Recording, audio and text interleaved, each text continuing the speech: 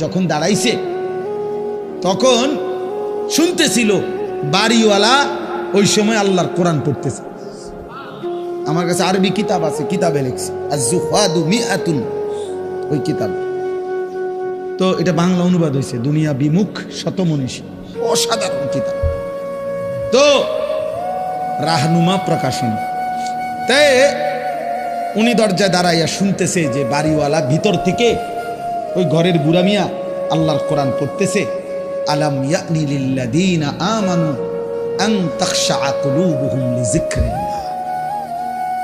আল্লাহ বলছেন, আমার মুমিন বান্দা, আমি আল্লাহর শরণ, আমার বন্দিগি, আমার জিকির, আমার ইবাদতের জন্য তোমার মনটা নরম হওয়ার, অন্তরটা নরম হওয়ার সময় আজও কি হয়নি? আজও হয় নাই বান্দা? আর কোনদিন আমাকে সেজদা দিবে?